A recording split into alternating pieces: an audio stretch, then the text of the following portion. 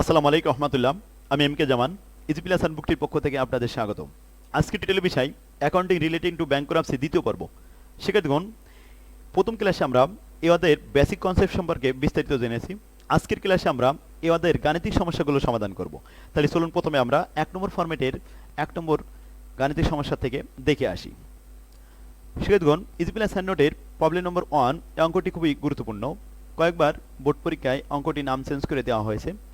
অঙ্কটি বলা হচ্ছে, mister Mamun failed a petition of insolvency on 31 December 2018। His books should the following balance. ব্যালেন্সে অ্যাসেটগুলো দেওয়া হয়েছে। প্রথমে অ্যাসেটগুলোর বুক ভ্যালু এবং এস্টিমেটেড টু প্রডিউস আদায়যোগ্য মূল্য দেওয়া হয়েছে। অ্যাসেটের ভিতরে আছে ক্যাশ ইন হ্যান্ড 600 টাকা, বুক ভ্যালু এবং আদায়যোগ্য মূল্য 600 টাকা। ক্যাশ অ্যাট ব্যাংক এটি 1200 টাকা, আদায়যোগ্য মূল্য 1200 টাকা। ইনভেস্টমেন্ট বুক ভ্যালু 1,80,000 টাকা, কিন্তু আদায়যোগ্য মূল্য অনলি 1,44,000 টাকা। ফার্নিচার বুক ভ্যালু 1,26,000 টাকা, কিন্তু আদায়যোগ্য মূল্য মাত্র বর্তমানে 84,000 টাকা। ফ্রিহোল্ড প্রপার্টি 14,40,000 টাকা বুক ভ্যালু, কিন্তু আদায়যোগ্য মূল্য 10,80,000 টাকা। স্টক 1,55,160 টাকা বুক ভ্যালু, কিন্তু আদায়যোগ্য 76,080 টাকা। মেশিনারি 1,68,000 টাকা, কিন্তু আদায়যোগ্য মূল্য 78,000 টাকা। সানডি ডেবিটর্স দেনাদার 1 লক্ষ টাকা, আদায়যোগ্য মূল্য বর্তমানে 90,000 টাকা। বিল রিসিভেবল 92,000 টাকা, কিন্তু আদায়যোগ্য মূল্য মাত্র 79,800 টাকা। শিক্ষার্থীগণ, এবার আসুন লাইবিলিটি। লাইবিলিটি আইটেমগুলো দেওয়া হয়েছে। প্রথমে বলা হয়েছে আনসিকিউরড ক্রেডিটর্স, যে সমস্ত ক্রেডিটর্সে কোনো জামানতবিহীন, সেগুলো পরিমাণ দেওয়া রয়েছে 8 লক্ষ টাকা। বিলস পেবেল দেওয়া রয়েছে 3,28,600 টাকা। এগুলি সব unsecured loan. Mortgage on freehold property. সেক্ষেত্রে মর্টগেজ অন ফ্রি হোল্ড প্রপার্টির এগনেস্টে লোন নেওয়া হয়েছে 9,60,000 টাকা। তাহলে ফ্রি হোল্ড প্রপার্টি আদায়যোগ্য মূল্য দেখি লোনের থেকে বেশি নাকি কম, এটি আমাদের দেখে নিতে হবে। ফ্রি হোল্ড প্রপার্টি বর্তমানে আদায়যোগ্য মূল্য 10,80,000 টাকা, আর লোন নেওয়া হয়েছে তার বিপরীতে মাত্র 9,60,000 টাকা। অর্থাৎ ঋণের পরিমাণের থেকে সম্পত্তির পরিমাণের মূল্য বেশি। জামানতের মূল্য যদি বেশি হয় তাহলে এটি ফুললি সিকিউরিটি। তাহলে ফুল সিকিউরিটি আইটেম একটি আমরা পেয়ে গেলাম। এবার আসুন মর্টগেজ অন, বন্ধকি ঋণ হলো ইনভেস্টমেন্টের এগনেস্টে বন্ধক নেওয়া হয়েছে 2,40,000 টাকা। তাহলে আসুন ইনভেস্টমেন্টের বর্তমান বাজার মূল্য, আদায়যোগ্য মূল্য দেখি 1,44,000 টাকা, আর লোন নেওয়া হয়েছে 2,40,000 টাকা। অর্থাৎ এখানে জামানতের থেকে ঋণের পরিমাণ বেশি, তাহলে এটা পার্টলি সিকিউরড লোন। এবার আসুন bank overdraft secured by furniture. Bank overdraft নেওয়া হয়েছে, সিকিউরিটি রাখা হয়েছে 70,000 টাকা, লোন নেওয়া হয়েছে। তাহলে ফার্নিচারের মূল্য বর্তমানে আদায়যোগ্য মূল্য হলো 84,000 টাকা। সেক্ষেত্রে ব্যাংক ওভারড্রাফট নেওয়া হয়েছে 70,000 টাকা, কিন্তু জামানতের মূল্য হচ্ছে 84,000 টাকা। তাহলে জামানতের মূল্য বেশি ঋণের পরিমাণের থেকে, এটি ফুললি সিকিউরিটির মধ্যে দেওয়া যাবে, ফুললি সিকিউরিটি লোন। এবার আসুন ইনকাম ট্যাক্স, এটা প্রিফারেবল যে 9টি আইটেম বলেছি, সেই 9টি আইটেমের মধ্যে একটি আইটেম। এবার ওয়েজেস ডিউ টু এমপ্লয়, দুইজন এমপ্লয়, তাদের মজুরি বকেয়া রয়েছে 6,000 টাকা, কিন্তু দেউলিয়া আইন অনুযায়ী প্রত্যেক এমপ্লয়কে সর্বোচ্চ 2,000 করে প্রিফারেবল দিতে হবে। তাহলে 2 দুগুণে 4,000 টাকা, 2 দুগুণে 4,000 টাকা দিতে হবে প্রিফারেবলে, আর অবশিষ্ট 2,000 টাকা আনসিকিউরডে দিতে হবে। এবার আসুন rates due to local authority, এটি আমাদের সেই 9টি আইটেম প্রিফারেবল, অর্থাৎ 2 নম্বর আইটেমের মধ্যে পড়ে গেছে। এটা আমাদের প্রিফারেবল দেখাতে হবে লাইবিলিটি। তাহলে লাইবিলিটিকে আমরা 4টি ভাগে ভাগ করেছিলাম। একটা হলো fully security loan, partly security, preferable এবং আনসিকিউরিটি। এই আইটেমগুলো কে ফুললি আর কে আনসিকিউরিড আর কে প্রিফারেবল আমরা প্রত্যেকটি বলেছি। এভাবে প্রশ্নটি প্রথমে পড়ে নিতে হবে। শিক্ষার্থীগণ, প্রশ্নের বাকি অংশ আছে বিল ডিসকাউন্টেড, এটি 40,000 টাকা। এই 40,000 টাকার বসে এক্সপেক্টেড টু র্যাঙ্ক আমাদের পরিশোধ করতে হবে, অবশ্যই দায় পরিশোধ করতে হবে কত, এটা 20,000 টাকা। 20,000 টাকা আমাদের পরিশোধে দেখাতে হবে। এবার আসুন ক্যাপিটাল দেওয়া আছে 4,86,960 টাকা, আর বুক ভ্যালু এখানে বলা আছে ট্রেডিং লস দেওয়া আছে। এটা যখন আমরা ঘাটতি হিসাব করব ডিফিসিয়েন্সি অ্যাকাউন্ট, তো লসটা দেখাতে হবে ক্রেডিট পাশে, আর লাভ থাকলে আমাদের দেখাতে হয় ডেবিট পাশে। ড্রয়িং দেখাতে হবে ক্রেডিট পাশে, আর ক্যাপিটাল দেখাতে হবে ডেবিট ডেবিট পাশে পার্সোনাল ফার্নিচার, এটা 3 লক্ষ টাকার উপরে থাকলে আমরা দায় পরিশোধের জন্য বিবেচনা করতাম, এটি কোনো কাজে লাগবে না যেহেতু 3 লক্ষ টাকার কম আছে। শিক্ষার্থীগণ, আমাদের এই অঙ্কে স্টেটমেন্ট করতে বলা হয়েছে মাত্র রিকোয়ারমেন্ট দুইটি, স্টেটমেন্ট অফ অ্যাফেয়ার্স আর স্টেটমেন্ট অফ ডিফিসিয়েন্সি অ্যাকাউন্ট। এই দুইটা অ্যাকাউন্ট করতে গেলে প্রথমে আমাদের 4টি ওয়ার্কিং করে নিতে হবে। শিক্ষার্থীগণ, সেই 4টি আইটেম আবারও বলি, ফুললি সিকিউরিটির একটা ওয়ার্কিং করতে হবে, পার্টলি সিকিউরিটির একটা ওয়ার্কিং করতে হবে, আর প্রিফারেবলের একটা ওয়ার্কিং করতে হবে, আরেকটা হচ্ছে আনসিকিউরড ক্রেডিটরের একটা ওয়ার্কিং করতে হবে। তাহলে আসুন আমরা প্রশ্নটি ভালোভাবে পড়ে নিলাম, এবার আমরা অঙ্কটি শুরু করি। প্রথম working number 1, fully secured loan. এটা আমরা প্রশ্ন পড়ে দেখেছি দুইটি আইটেম আসে, একটি ছিল ফ্রি হোল্ড প্রপার্টি আর একটা ছিল ফার্নিচার। এবার আসুন এখানে আমাদের কলাম দিতে হবে সর্বদাই 3টি, একটি হলো পার্টিকুলার জন্য, অ্যামাউন্ট অফ লোনের জন্য একটি, আর লাস্ট হলো এস্টিমেটেড ভ্যালু সিকিউরড মানে আদায়যোগ্য মূল্য। তাহলে আবার আমরা প্রশ্নে ফিরে যাই যে ফ্রি হোল্ড প্রপার্টি বর্তমানে আমরা লোন নিয়েছি কত, 9,60,000 টাকা, আর ফ্রি হোল্ড প্রপার্টি আদায়যোগ্য মূল্য কত ছিল এখানে, 10,80,000 টাকা, এটা বসানো হলো। আর এদিকে ব্যাংক ওভারড্রাফট নেওয়া হয়েছিল 70,000 টাকা, কিন্তু তার এগনেস্টে আমাদের ফার্নিচার বিক্রি হয়েছিল 84,000 টাকা। ঠিক আছে, এই দুইটি আইটেম আমরা যোগ করেছি, যোগ করে লোনের পরিমাণ 10,30,000 টাকা, আর এদিকে এস্টিমেটেড ভ্যালু লোন পরিশোধযোগ্য মূল্য আছে 11,64,000 টাকা। শিক্ষার্থীগণ, আমরা বিগত ক্লাসে প্রথম ক্লাসে আমরা শিখেছি যে যে সমস্ত সম্পত্তি সিকিউরিটি দেওয়া থাকবে জামানতযুক্ত, সেই সমস্ত সম্পত্তি আদায় মূল্যের 4% রিসিভার ফি দিতে হয়। তাহলে রিসিভার ফি 4% দিতে হবে। এই 4% গুণ করে আমরা পেয়েছি 46,560 টাকা, অর্থাৎ 11,64,000 উপরে 4% গুণ করলে আসে 46,560 টাকা। এটা বাদ দেওয়ার পরে অবশিষ্ট থাকে 11,17,440 টাকা, অর্থাৎ দায় পরিশোধ করতে হবে 10,30,000, আমাদের টাকা আছে 11,17,440। এখানে আমাদের সারপ্লাস কিছু টাকা হাতে থেকে যাবে। এবার আসুন 2 নম্বর রিকোয়ারমেন্টটা আমরা দেখি। 2 নম্বর ওয়ার্কিং যেটা যে প্রিফারেবল আমরা প্রশ্ন পড়ে দেখেছিলাম, সেখানে 3টে আইটেম পেয়েছি, একটা ছিল ইনকাম ট্যাক্স, একটা ছিল রেটস, আর একটা ছিল ওয়েজেস টু এমপ্লয়। আবার আমরা প্রশ্নটা দেখে আসি, এই ছিল লাইবিলিটি। এখানে আমাদের প্রথমে আসছিল যে ইনকাম ট্যাক্স, এটা প্রিফারেবলের 9টি আইটেম আমরা দেখেছি। আমাদের ইজি প্লাস অ্যান্ড নোটে আমরা চার্ট তৈরি করে দিয়েছি, এই চার্টটা আপনাদের খুবই জরুরি, 2-3 বার আমরা এটা মুখস্থ করে ফেলবেন যে কোন কোন আইটেম এটা আসে প্রিফারেবলের ভিতরে। তাহলে ইনকাম ট্যাক্স প্রিফারেবলে আসবে। ওয়েজেস, এখান থেকে আমরা লেবার আইন অনুযায়ী এবং দেউলিয়া আইন অনুযায়ী দেখেছি যে ওয়েজেসের সর্বোচ্চ প্রত্যেকটা পার হেডে দিতে হবে 2,000 টাকা করে, তাহলে 2 জন ব্যক্তি 4,000 টাকা এখান থেকে প্রিফারেবলে যাবে, আর 2,000 টাকা আনসিকিউরড লোনে যাবে যেহেতু 6,000 টাকা আছে। আর rates due to local authority অবশ্যই প্রিফারেবলে যাবে। এই 3টে আইটেম আমরা প্রিফারেবল দেখেছি 2 নম্বর রিকোয়ারমেন্ট, এই 2 নম্বর ওয়ার্কিং। তাহলে আসুন মোট যোগফল আসলো 1,14,600 টাকা। এবার 3 নম্বর পার্টলি সিকিউরড, আমরা প্রশ্ন পড়ে দেখেছিলাম মাত্র একটি আইটেম আসছিল পার্টলি সিকিউরড, সেটা ছিল আমাদের সিকিউরিটি ইনভেস্টমেন্ট শুধুমাত্র। তাহলে আমাদের লোন ছিল 2,40,000 টাকা, অথচ ইনভেস্টমেন্ট বিক্রি করে আমরা পাবো 1,44,000 টাকা, অর্থাৎ লোনের থেকে আমাদের জামানতের পরিমাণ কম। আর এর উপরে আদায়যোগ্য মূল্যের উপরে আবার 4% রিসিভার ফি দেওয়ার কথা ছিল, সেটি আমরা গুণ করে দেখলাম 5,760 টাকা হয়। এটি বাদ দিলে আরও টাকা কমে যায় 1,38,240 টাকা, যেখানে লোন 2,40,000 টাকা পরিশোধ করতে হবে। তাহলে হাতে টাকা আছে মাত্র 1,38,000, বাকি টাকাটা থেকে যাবে ঘাটতি হিসেবে, এটা আমাদেরকে এফআইআরে দেখাতে হবে। এবার আসুন 4 নাম্বার শিক্ষার্থীগণ, আনসিকিউরড লোন। যে সমস্ত লোনের কোনো সিকিউরিটি ছিল না, আনসিকিউরড ক্রেডিটর ছিল প্রথমে 8 লক্ষ টাকা। এটা 3টি কলাম করে আমরা দেখিয়েছি, গ্রোস অ্যামাউন্ট অফ লোন আর এক্সপেক্টেড টু র্যাঙ্ক পরিশোধ করতে হবে 8 লক্ষ টাকায়। আর বিল পেবেল আমাদের সবসময় সর্বদাই আনসিকিউরডে যায়, এটি আমাদের 3,28,600, এটি produce to rank expected to rank, এটাও 3,28,600 পরিশোধ করতে হবে। রিমাইনিং ওয়েজেস আমরা লেবার আইন অনুযায়ী আমরা যেটা বললাম যে ওখানে 4,000 টাকা দেখিয়েছিলাম, এই 4,000 টাকা, তাহলে 6,000 থেকে যদি 4,000 টাকা প্রিফারেবলে যাই, আর বাকি 2,000 টাকা আনসিকিউরডে চলে আসে, এই আনসিকিউরডে 2,000 টাকা।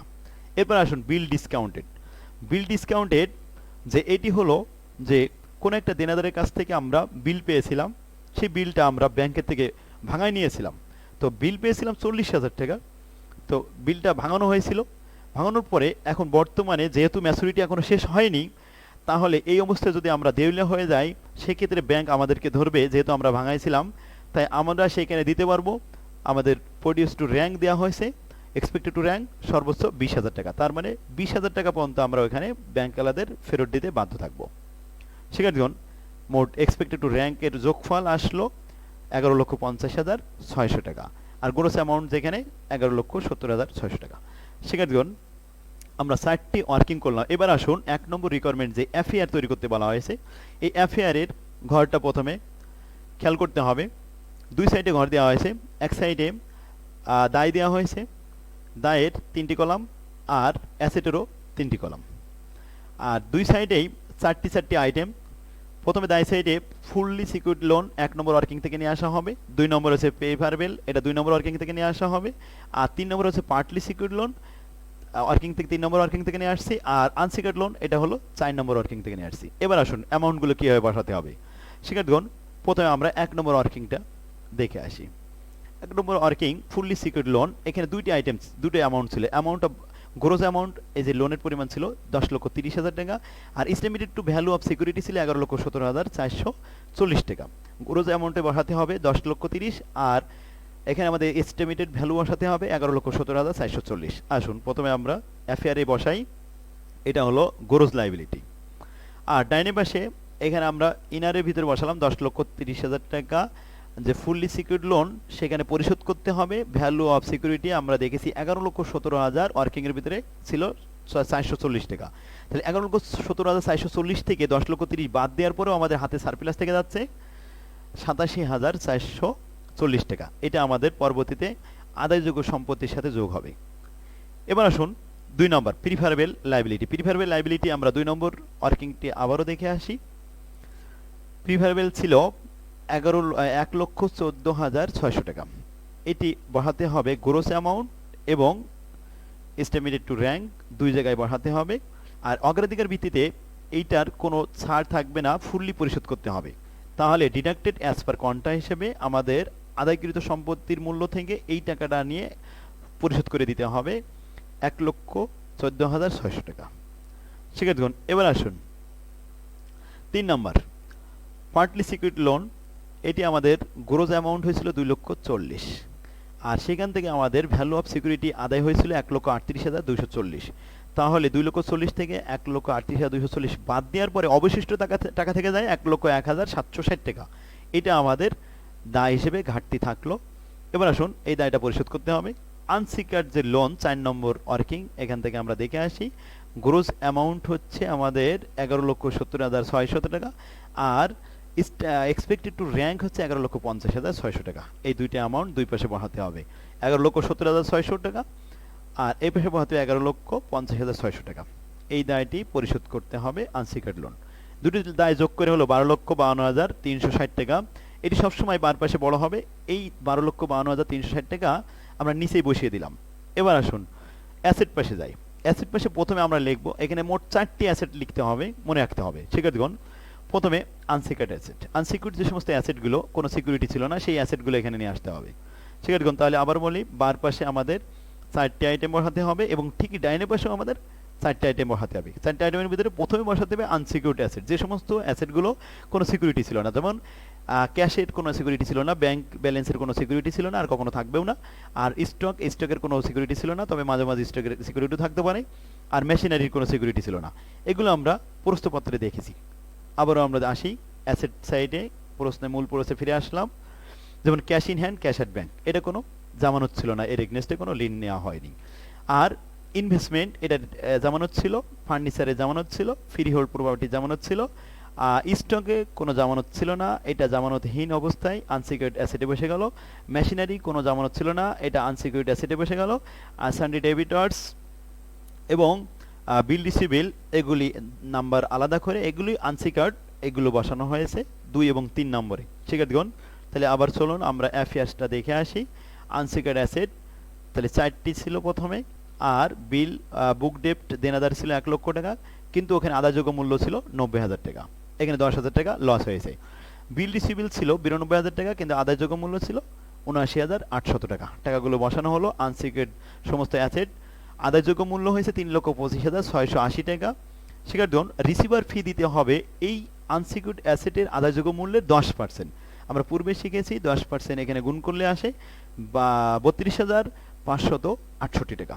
এটা মাইনাস করার পরে অ্যাকচুয়ালি আমাদের হাতে অ্যামাউন্ট থাকে 2,93,112 টাকা দায় পরিশোধযোগ্য সম্পদ। এবার আসুন এখান থেকে এখানে আমাদের যোগ করতে হবে সারপ্লাস। বার পাশে 1 নম্বর আইটেমে আমরা যে সারপ্লাস দেখেছিলাম, সারপ্লাস অ্যাজ পার কোয়ান্টা 87,440 টাকা রেখে দিয়েছিলাম হাতে। এই টাকাটা আদায়যোগ্য মূল্যের সাথে যোগ করে নিতে হয় সর্বদাই। যোগ করার পরে যে অ্যামাউন্ট হয় এটাই মূলত দায় পরিশোধযোগ্য সম্পদ। এই দায় পরিশোধযোগ্য টাকা থেকে আবার বাদ দিতে হবে 2 নম্বরে যে preferable deducted as per quanta অবশ্যই আমাদের পরিশোধ করতে হয়েছিল 1,14,600 টাকা, আমাদের টোটাল অ্যামাউন্ট থেকে মাইনাস করে দিতে হবে। সেক্ষেত্রে দেখুন এটি মাইনাস করার পরে যে অবশিষ্ট টাকা থাকবে এটাই হলো আমাদের দায় পরিশোধযোগ্য ক্যাশ হাতে। এটা থাকলো 2,65,952 টাকা। এবার আসুন আমাদের যে যোগফল ছিল দায় পাশে 12,52,360 টাকা দায় পরিশোধের বিপরীতে আমাদের হাতে আছে মাত্র 2,65,952 টাকা। বাকি টাকা আমাদের ঘাটতি আছে। ঘাটতি তাহলে আমরা বিয়োগ করে এখানে পেয়েছি 9,86,408 টাকা। এটি হলো আমাদের ডিফিসিয়েন্সি অ্যাকাউন্ট, যেটা ট্রান্সফার টু ডিফিসিয়েন্সি অ্যাকাউন্ট, পরবর্তী ডিফিসিয়েন্সি অ্যাকাউন্টে ট্রান্সফার করতে হবে। শিক্ষার্থীগণ, তাহলে আমরা ডিফিসিয়েন্সি অ্যাকাউন্ট ব্যালেন্সটা সবসময় ডাইনের পাশে এই নিচে ব্যালেন্সটা পাবো প্রত্যেকটা অঙ্কে, এটা মনে রাখতে হবে। এবার আসুন আমাদের লাস্ট আইটেম, সেটা হলো ডিফিসিয়েন্সি অ্যাকাউন্ট খতিয়ান। শিক্ষার্থীগণ, তার আগে আমরা একটা খতিয়ান ওয়ার্কিং করে নিয়েছি যে আমরা যে রিসিভার ফি পেয়েছি 3 বার, সেটা ফুললি সিকিউরিটি থেকে আমরা 4% রিসিভার ফি পেয়েছিলাম 46,560 টাকা, আর পার্টলিতে পেয়েছিলাম আমরা সেখানে 5,760 টাকা, আর আনসিকিউরড অ্যাসেটে আমরা অ্যাপিয়ার্সের মধ্যে যেটা পেয়েছি এখানে 32,568 টাকা। এটা যোগ করে মোট রিসিভার খরচ হয়েছে 84,888 টাকা। এই টাকাটা আমাদের ডিফিসিয়েন্সি অ্যাকাউন্টে দেখাতে হবে। তাহলে এবার আসুন আমরা ডিফিসিয়েন্সি অ্যাকাউন্টটা অনেক সহজ, এটা দেখি। এটা আমরা জানি যে 2টি সাইড হয়, এই 2টি সাইডে বার পাশে সবসময় 4টি আইটেম লিখতে হয়, কিন্তু 4টি আইটেম যদি না থাকে যে কটা থাকবে আমরা সেগুলি লিখবো। তো বার পাশে আমাদের 4টি লিখতে হয় আর ডাইনে পাশেও 4টি লিখতে হয়। তো বার পাশে আমাদের যেগুলো লিখতে হয় সেই আইটেমগুলো হলো, প্রথমে লিখতে হয় ক্যাপিটাল, তারপরে প্রফিট যদি থাকে প্রফিট লিখতে হয়, তারপরে আদার্স প্রফিট, অন্যান্য উৎস থেকে অনেক সময় প্রফিট হতে পারে সেটা লিখতে হয় 3 নম্বর। আর 4 নম্বর হচ্ছে ডিফিসিয়েন্সি। আমরা 1 নম্বর ক্লাসে এই ছকটা ভালোভাবে বুঝে নিয়েছিলাম। তো আমরা এই অঙ্ক পড়ে দেখেছি যে শুধুমাত্র বার পাশের আইটেম আছে, ডেট পাশে আইটেম শুধুমাত্র ক্যাপিটাল আছে, প্রশ্নপত্রে দেওয়া ছিল ক্যাপিটাল, আর এখানে কোনো নিট প্রফিট নেই, তবে নিট লস আছে, এই জন্য আমরা কেইট পাশে দিয়েছি লসটা। আর এখানে উত্তোলন আছে, কেইট পাশে দিয়েছি ড্রয়িং উত্তোলন দিয়েছি, এবং রিসিভার ফি খরচটা 3 নম্বর, খরচটা এখানে দিয়েছি কেইট পাশে। আর ডিফিসিয়েন্সি যেটা ছিল শিক্ষার্থীগণ 4 নম্বর আইটেম, এই ডিফিসিয়েন্সিটা আমাদের পূর্বের রিকোয়ারমেন্ট থেকে নিয়ে আসা হয়েছে। তাহলে বার পাশে ডিফিসিয়েন্সি অ্যাকাউন্ট পূর্বের রিকোয়ারমেন্ট থেকে আনিতে হলো, আর ক্যাপিটাল প্রশ্নপত্র থেকে নিয়ে আসা হলো। আর ক্রেডিট পাশে আমরা যে আইটেমগুলো আবারও বলি, ক্রেডিট পাশে আইটেম সবসময় 4টা আসে। প্রথমে লস থাকলে ক্রেডিট পাশে আসবে, ড্রয়িং উত্তোলন থাকলে ক্রেডিট পাশে আসবে। তো প্রশ্নপত্রে লস দেওয়া ছিল, সেটা ক্রেডিট পাশে নিয়ে আসা হয়েছে। আমরা দেখে আসি প্রশ্নপত্রের কোথায় ছিল, আবারও আমরা এটা দেখাই। প্রশ্নপত্রের শেষ অংশে ছিল, দেখেন এই জায়গায় ছিল আমাদের ড্রয়িং 1,81,800 টাকা, আর লস ছিল 5,57,400 টাকা। যদি প্রফিট থাকতো তাহলে অবশ্যই ডিফিসিয়েন্সি অ্যাকাউন্টের ডেবিট পাশে বসতো, আর লস আছে বলে ক্রেডিট পাশে বসেছে, আর উত্তোলন আছে এটা ক্রেডিট পাশে বসেছে, আর ক্যাপিটাল ছিল, ক্যাপিটালটা অবশ্যই আমরা ডেবিট পাশে বসিয়েছি। এবার আসুন আবারও আমরা ডিফিসিয়েন্সি অ্যাকাউন্টে ফিরে যাই। শিক্ষার্থীগণ, ডিফিসিয়েন্সি অ্যাকাউন্টের ক্রেডিট পাশটা আমরা লস বসালাম, ড্রয়িং বসালাম প্রশ্ন দেখে দেখে, এবং রিসিভার ফি আমরা পূর্বে যে ওয়ার্কিংটা যোগ করলাম 3টে রিসিভার ফি, ফুললি সিকিউর থেকে, পার্টলি সিকিউর থেকে এবং আনসিকিউর থেকে, এই 3টি রিসিভার যোগ করে একত্রে 84,888 টাকা এটা বসানো হলো। এবার এখন 3টে আইটেমের পরে 4 নম্বর আইটেম যেটি, যে বিভিন্ন উৎস থেকে বিভিন্ন সময় লস হতে পারে, সেই লসগুলো এখানে বসানো হয়েছে। যেমন সম্পত্তি, বুক ভ্যালু আর আদায়যোগ্য মূল্য, এখানে প্রত্যেকটি সম্পত্তির মধ্যে আমাদের লস ছিল। এই লসগুলো আমি আবারও দেখে নিয়ে আসি, কোথা থেকে নিয়ে আসলাম, প্রশ্নপত্র থেকে নিয়ে আসা হয়েছে অ্যাসেটগুলো। শিক্ষার্থীগণ, প্রশ্নটা আমরা ভালোভাবে পড়ে নিয়েছিলাম। এখানে আমাদের লস হয়েছিল, দেখেন প্রথমে ইনভেস্টমেন্ট আমাদের বুক ভ্যালু ছিল 1,80,000, কিন্তু আদায়যোগ্য মূল্য ছিল 1,44,000, এখানে আমাদের একটা লস ছিল। এই লসটা ডিফিসিয়েন্সির ক্রেডিট পাশে দেখাতে হয়। ফার্নিচার 1,26,00,000, এখানে 84,000, এখানেও লস হয়েছে। আর ফ্রি হোল্ড প্রপার্টি 14,40,000 টাকা বুক ভ্যালু থাকলেও আদায় হয়েছিল মাত্র 10,80,000 টাকা, এখানে একটা লস আছে। স্টকের মূল্য ছিল 1,55,160 টাকা, কিন্তু আদায়যোগ্য হয়েছিল মাত্র 76,080 টাকা, এখানে লস ছিল। এই লসটি দেখাতে হবে ডিফিসিয়েন্সি অ্যাকাউন্ট ক্রেডিট পাশে। এই মেশিনারি অ্যাকাউন্ট 1,68,000 আর 78,000 টাকা আদায়যোগ্য, এখানেও লস আছে। আর ডেবিটরের 10,000 টাকা লস আছে এবং বিল রিসিভেবলের ভিতরে লস আছে, এটা আমরা দেখিয়েছি। এবার আসুন আইটেমগুলো আবারও বলি। তাহলে প্রথমে ইনভেস্টমেন্টের লস ছিল, বিয়োগ করে পেয়েছি 36,000 টাকা। ফার্নিচারের লস ছিল, বিয়োগ করে পেয়েছি 42,000 টাকা। ফ্রি হোল্ড প্রপার্টি লস ছিল 3,60,000 টাকা। স্টকে আমাদের লস হয়েছিল 79,080 টাকা। আর মেশিনারিতে লস হয়েছিল 90,000 টাকা। আর ডেবিটরের বুক ভ্যালু এবং আদায়যোগ্য মূল্য রিয়েলাইজেবল ভ্যালু এটা বাদ দিয়ে দেখেছি আমরা 10,000 টাকা লস। আর বিল রিসিভেবলে লস হয়েছিল 12,200 টাকা এবং বিল ডিসকাউন্টে লস হয়েছিল, আনসিকিউরড যে লোনটা ছিল সেখানে আমাদের লস হয়েছিল 20,000 টাকা। সেক্ষেত্রে আবার আমরা এই বিল ডিসকাউন্ট সম্পর্কে একটু বলি যে আমাদের বিল ডিসকাউন্ট করানো হয়েছিল এবছরে 40,000 টাকা, কিন্তু সেখানে আমাদের দিতে বাধ্য করা হচ্ছে 20,000 টাকা। যেমন এখানে বলা হচ্ছে bill discounted for the current year 40,000 টাকা, কিন্তু এক্সপেক্টেড টু র্যাঙ্ক আমাদের দিতে বাধ্য, আমরা ব্যাংকে ফেরত দিতে বাধ্য কত? 20,000 টাকা। এটাই আমাদের লস। আর যেটা আমাদের আদায় হয়ে গেছে সেটি তো 20,000 টাকা। তাহলে লসটা 20,000 টাকা আমরা ডিফিসিয়েন্সি অ্যাকাউন্টের ক্রেডিট পাশে দেখালাম। এবার আসুন আমরা যোগ করি। অ্যাসেটগুলো যোগ করে দেখা গেল যোগফল হয়েছে 14,73,368 টাকা। আর এই সাইডে আমরা লাইবিলিটি যোগ করেছি ক্যাপিটাল এবং ডিফিসিয়েন্সি ঘাটতি, দেখি যে 14,73,368 টাকা মিলে গেছে। শিকারগঞ্জ, তাহলে অঙ্কটি সঠিক হয়েছে। তাহলে আশা করি আপনারা বুঝতে পারছেন প্রত্যেকটি ডিফিসিয়েন্সি অ্যাকাউন্ট, ইনসলভেন্সি অ্যাকাউন্ট অঙ্কগুলি একই রকম। তাহলে আপনারা এটা বেশি বেশি করে বাসায় প্র্যাকটিস করবেন। শিকারগঞ্জ ইজি প্লাস নোটে আমি প্রত্যেকটা 4টি ওয়ার্কিং এবং রিকোয়ারমেন্ট 2টি আলাদা আলাদাভাবে সুন্দরভাবে সাজিয়ে দিয়েছি। এগুলো আপনারা প্র্যাকটিস করবেন। অধ্যায় সালের প্রশ্নগুলো সব দেওয়া আছে 18 সাল পর্যন্ত। তাহলে আজকের ক্লাস আমাদের এখানে শেষ হলো। আল্লাহ হাফেজ, আসসালামু আলাইকুম রহমতুল্লাহ।